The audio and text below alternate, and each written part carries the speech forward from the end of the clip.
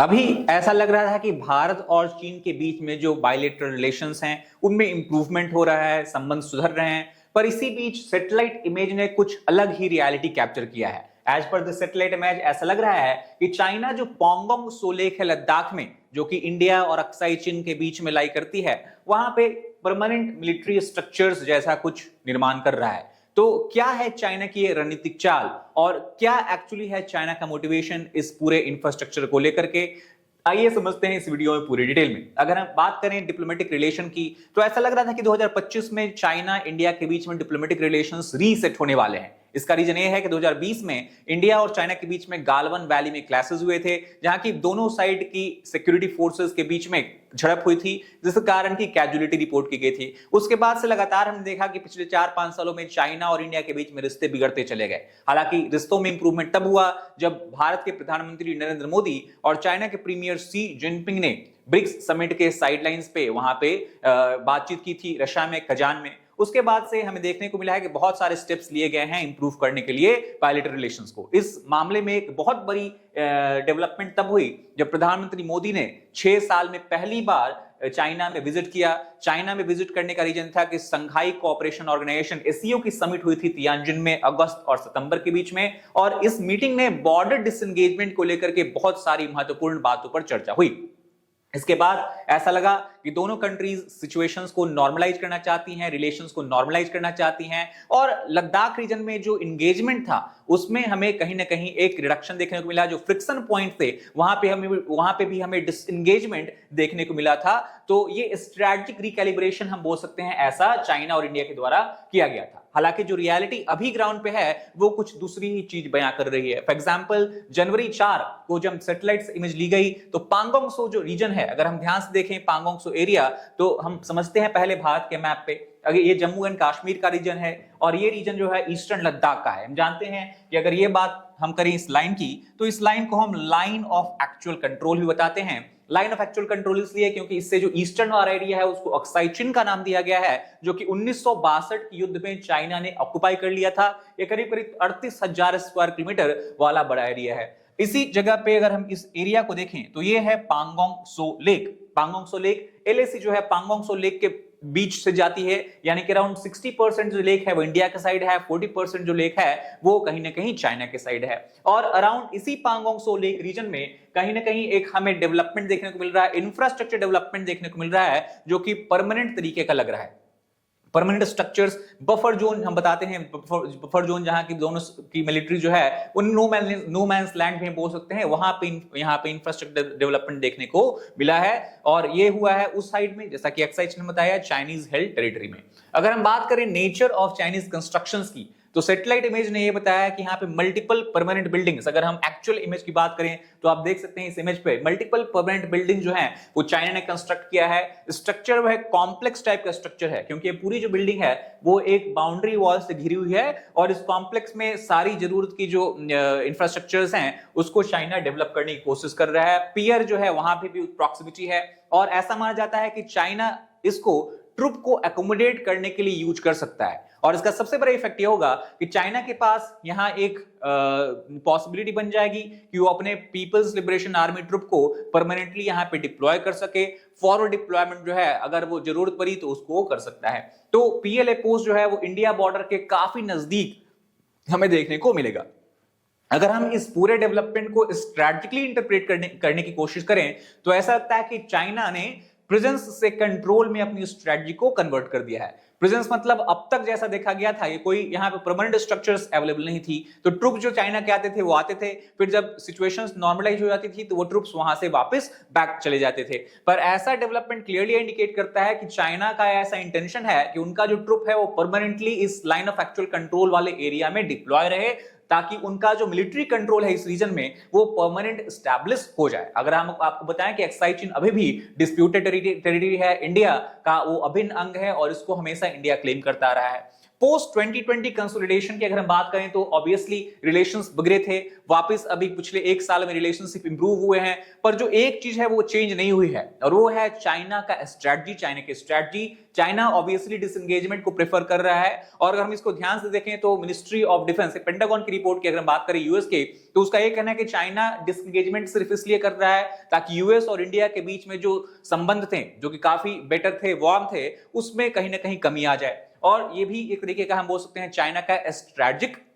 गोल है। Year round sustainment वो कर पाएंगे अगर इस तरह का परमानेंट स्ट्रक्चर है वो बॉर्डर बना लेते हैं। और सबसे इंपॉर्टेंट, क्योंकि ये हाई एल्टीट्यूड एरिया है, स्पेशली विंटर टाइम्स में यहाँ पे क्लाइमेट जो है एक्सट्रीम हो जाती है, टेम्परेचर एक्सट्रीम नेगेटिव चली जाती है, उस सिचुएशन में भी ऐसा परमानेंट स्ट्रक्चर चाइना को एक कैपेबिलिटी देगा कि वो एडवर्स वेदर में भी अपनी ट्रुप्स को मोबिलाइज कर सके, अपने ट्रुप्स को डिप्लॉय कर सके और प्रेजेंस अपना बनाए रख सके। अगर हम पोस्ट गैल्वन इंफ्रास्ट्रक्चर एक्सपेंशन की बात करें तो लाइन ऑफ एक्चुअल कंट्रोल के अराउंड एक्सपर्ट्स का यह मानना है कि चाइना की तरफ से जो इंफ्रास्ट्रक्चर डेवलपमेंट हो रही है वो 4 गुना ज्यादा है इंडिया के कंपैरिजन में। और अगर मिलिट्री इंफ्रास्ट्रक्चर की बात करें तो ऑब्वियसली हमें सर्ज देखने को मिला है इंडिया के साइड से भी, बहुत सारे एयर स्ट्रिप्स जो हैं, बहुत सारे infrastructure like roadways and all, इसका भी कंस्ट्रक्शन किया गया है। पर चाइना के साइड से हमें देखने को मिला है कि उन्होंने ना सिर्फ infrastructure like roadways and railways but even command and control buildings को भी एस्टैब्लिश करना स्टार्ट कर दिया गया है। कमांड एंड कंट्रोल बिल्डिंग्स में अगर हम बात करें तो यहाँ बैरक्स का निर्माण किया गया है, म्यूनिशन स्टोरेज की यहाँ पे जो है उसके लिए स्पेस बनाया गया है ताकि चाइना म्यूनिशंस को स्टोर कर सके और कभी फ्यूचर में अगर वॉर जैसा सिचुएशन हो, कन्फ्रंटेशन जैसा सिचुएशन हो, तो चाइना को यहाँ पे एक अपर हैंड मिलता दिखेगा। ना ही सिर्फ ये बल्कि रडार का भी इंस्टॉलेशन चाइना की तरफ से किया जा रहा है ताकि वो इंडिया के किसी भी मूवमेंट को प्रॉपर्ली ट्रैक कर सके। अगर हम ऑपरेशन सिंदूर की बात करें तो ऐसा माना जाता है कि पाकिस्तान को बहुत सारे इंटेलिजेंस इंफॉर्मेशन चाइना से ही मिल रहे थे और इसकी वजह से पाकिस्तान को कुछ हेल्प हुई थी। मोबिलिटी और लॉजिस्टिक ऑब्वियसली यहां पे इनहैंस होती हुई दिखेगी अगर इस तरह के प्रेजेंस हम बोले, अगर मिलिट्री स्ट्रक्चर चाइना बनाता है, स्पेशली अराउंड पांगोंग सो लेक में ही काफी सारे अदर स्ट्रक्चर्स भी आपको देखने को मिलेंगे। 2024 में चाइना ने एक ब्रिज का निर्माण किया था जो कि खुरनाक सेक्टर में बनाया गया है। खुरनाक एक फोर्ट हुआ करता था, पहले हम जानते हैं कि इंडिया का पार्ट था, बाद में चाइना ने जब अक्साई चीन पे कब्जा किया तो उस समय से 1962 से हम बोल सकते हैं खुरनाक जो फोर्ट है वो चाइनीज कंट्रोल टेरिटरी में आ गया है। Now, because of the bridge construction, because of the permanent structure जो यहाँ बन रहे हैं, उसके वजह से सबसे बड़ा एडवांटेज चाइना को ये होने वाला है कि उनका जो ट्रुप मोबिलाइजेशन है, जो ट्रुप का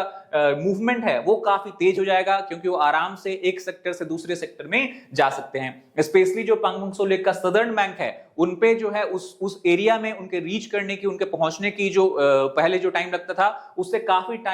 कम टाइम में अब वो पहुंच सकते हैं। तो इसका एडवांटेज उनको मिलने वाला है, मिलिट्री एडवांटेज उनको मिलने वाला है। ना ही सिर्फ मिलिट्री इंफ्रास्ट्रक्चर बल्कि बहुत सारे ऐसे इंफ्रास्ट्रक्चर बॉर्डर एरियाज में चाइना हमेशा से बनाता आ रहा है जिसको कि वो सिविलियन विलेज के रूप में पोर्ट्रे करता है। और ये सिर्फ लद्दाख में नहीं, हम इसका सिमिलर एग्जांपल अरुणाचल प्रदेश वाली एरिया में भी देख सकते हैं जहां बहुत सारे मॉडल विलेजेस का निर्माण किया गया है, बॉर्डर विलेज कंस्ट्रक्ट किया गया है और सिविलियंस मेनलैंड चाइना से वहां पे रिलोकेट किए जा रहे हैं। दूसरा इसका रीजन ये भी है कि चूंकि अब सिविलियन वहां पे रिलोकेट होने वाले हैं, चाइना को एक बहुत बड़ा एक्सक्यूज और एडवांटेज मिल जाएगा कि वो प्रॉपर्ली जस्टिफाई कर सकता है कि पावर कम्युनिकेशन रिलेटेड इंफ्रास्ट्रक्चर उनको प्रोवाइड करना होगा, इस वजह से वो इंफ्रास्ट्रक्चर डेवलप कर रहा है। और इस पूरे इंफ्रास्ट्रक्चर को डुअल यूज के लिए भी हम बोल सकते हैं, डुअल पर्पस के लिए भी यूज किया जा सकता है क्योंकि रोड्स हैं, पावर लाइंस हैं, टेलीकम्युनिकेशन नेटवर्क हैं, तो ऐसा नहीं है कि सिर्फ सिविलियंस यूज करेंगे, इनका यूज चाइनीज मिलिट्री भी काम अगर जरूरत पड़े तो कर सकती है। तो हम बोल सकते हैं कहीं ना कहीं पूरा जो कंस्ट्रक्शन है, इंफ्रास्ट्रक्चर डेवलपमेंट है, उसका एक अल्टीमेट गोल यह है कि पीपल्स लिबरेशन आर्मी का जो लॉजिस्टिक सपोर्ट है उसको इस तरह से इनहैंस किया जाए, क्योंकि इस तरह से इनहैंस किया जाए ताकि अगर जरूरत पड़े तो चाइना एक अपर एडवांटेज और अपर हैंड एडवांटेज वहां पे उठा सकता है। बल्कि यहां पे अगर देखेंगे तो हेलीकॉप्टर लैंडिंग स्ट्रिप्स का भी कंस्ट्रक्शन किया जा रहा है ताकि क्विकली कोई भी रिसोर्सेज जो है, कोई भी लॉजिस्टिकल सपोर्ट अगर आर्मी को चाहिए तो उनको मुहैया कराया जा सके। इसके बारे में अगर बात करें इंडिया चाइना के रिलेशंस की, थोड़ी सी अगर हम डेवलपमेंट की बात करें पिछले कुछ दिनों में, तो हम जानते हैं कि as a result of normalisation एक बहुत बड़ा स्टेप ये लिया गया था कि कैलाश मानसरोवर को वापस चाइना ने रिज्यूम करने का डिसीजन लिया है। 2020 से कंटिन्यूसली 5 सालों तक कैलाश मानसरोवर पिलग्रिम्स चाइना या तिब्बत में एंटर नहीं कर पाए क्योंकि चाइना ने इसकी परमिशन नहीं दी थी। At the same time visa relaxation भी किया गया है। इंडिया और चाइना दोनों ने एक दूसरे के सिटीजन्स को वीजा देना शुरू कर दिया है और चाइना ने तो अभी जो वीजा सिस्टम है स्पेशली टूरिज्म के लिए उसको इलेक्ट्रॉनिक फॉर्मेट में कन्वर्ट कर दिया गया है ताकि लोग आसानी से वीजा के लिए अप्लाई कर सके। जो फ्लाइट थी वो दोनों देश के बीच में डायरेक्ट फ्लाइट अवेलेबल नहीं थी, उसको रिज्यूम कर दिया गया है। अब इंडिया से चाइना आराम से आप जा सकते हैं डायरेक्ट फ्लाइट का सेवा लेते हुए। फॉर एग्जांपल इंडिगो कोलकाता से, दिल्ली से, बहुत सारे चाइनीज सिटी में कनेक्टिविटी ऑफर कर रहा है। पाकिस्तान का जो है दूसरा अगर एंगल देखें तो एक तरफ तो चाइना और इंडिया के बीच में 2025 से रिश्ते सुधर रहे थे, 2024 से हम बोले तो रिश्ते सुधर रहे थे, बट अचानक हम जानते हैं कि operation Sindoor as retaliation of Pahalgam attack India launch, और उस समय पाकिस्तान को बहुत सारे चाइनीज वेपन्स का भी हम बोल सकते हैं यूज पाकिस्तान कर रहा था। तो कहीं ना कहीं चाइना जो है intelligence information, satellite based information और इवन वेपन सिस्टम पाकिस्तान को प्रोवाइड कर रहा है। At the same time recent dispute की बात करें तो अरुणाचल प्रदेश के जो इंडियन सिटीजन थे जब वो चाइना गए तो उनके बारे में भी हम देखें कि डिस्प्यूट देखने को मिला है, क्योंकि चाइनीज इमिग्रेशन ऑफिसर जो हैं, पासपोर्ट कंट्रोल ऑफिसर्स हैं, उनका ये कहना था कि अरुणाचल प्रदेश जो है वो चाइना का पार्ट है, तो जो पासपोर्ट जो है वो इनवैलिड है और इस वजह से उनको डिटेन किया गया है, बहुत सारे प्रॉब्लम्स का सामना करना पड़ रहा था। तो ये हम देखते हैं कि जो रिलेशंस जो हैं, ऐसा नहीं है कि रिलेशनशिप चीन और इंडिया के बीच में कंटिन्यूसली सुधार के रूप में सुधर जा रहे हैं, बल्कि बहुत सारे छोटे छोटे जो हैं प्रॉब्लम्स हमें देखने को मिल रहे हैं। और ये जो इंफ्रास्ट्रक्चर डेवलपमेंट है उसको हमें चाइना का एक वाइड हम बोल सकते हैं wide part of the strategy मानना चाहिए। अगर हम स्ट्रेटेजिक रिस्क और असेसमेंट की बात करें तो पैंगोंग में ऑब्वियसली इंफ्रास्ट्रक्चर क्लियरली इंडिकेट करता है कि चाइना का इंटेंशन क्लियर है, वो इस एरिया से जल्दी जाने वाले नहीं है, पीछे हटने वाले नहीं है, बल्कि वो अपने प्रेजेंस को और जो कंट्रोल है इस टेरिटरी में उसको पुख्ता करने के लिए पूरी तरह से तत्पर और तैयार है। एट द सेम टाइम अगर हम बात करें पॉजिटिव फ्रंट में तो डेफिनेटली डिसएंगेजमेंट के बाद, specially after took place between Narendra Modi and Xi Jinping, और उसके बाद नेशनल सिक्योरिटी एडवाइजर और foreign minister of China Wang Yi के बीच में बातचीत हुई, उसके बाद से obviously the number of Chinese troops deployed along the border, उसकी बात करें तो उनका नंबर ऑलमोस्ट हाफ हो गया है अगर हम 2023-22 के स्ट्रेंथ से कंपेयर करें तो। इंफ्रास्ट्रक्चर असिमेट्री डेफिनेटली हमें यहां देखने को मिलती है, क्योंकि जैसा हमने आपको पहले ही बताया कि जो चाइना का डेवलपमेंट स्पीड है, इंफ्रास्ट्रक्चर डेवलपमेंट कंस्ट्रक्शन स्पीड है, वो इंडिया के मुकाबले करीब 4 गुना ज्यादा तेज है। और इसका सबसे बड़ा रीजन ये भी है कि डिफेंस स्पेंडिंग जो चाइना की है वो इंडिया से काफी ज्यादा हाई है, तो इस वजह से वो बहुत ज्यादा स्पेंडिंग कर पा रहे हैं। पेंटागन का ये असेसमेंट काफी हद तक अभी सही दिख रहा है कि चाइना इंडिया के साथ नॉर्मलाइजेशन ऑफ रिलेशनशिप ये इसलिए नहीं करना चाह रहा है ताकि वो चाहता है कि बॉर्डर डिस्प्यूट खत्म हो जाए, बल्कि वो इसलिए भी करना चाह रहा है ताकि जो इंडिया और यूएस के जो टाइज हैं वो जो स्ट्रेंथन हो रहे थे, स्पेशली बिकॉज चाइना को दोनों कंट्रीज एडवर्सरी मानते हैं, उसमें कहीं ना कहीं एक गिरावट हो और उसका एडवांटेज क्लियरली चाइना उठा पाए। So that's all for this particular video. I hope you like the video. If you like the video, please hit the like button, share it with your friends, as well as subscribe to the channel for more such content. Thank you very much.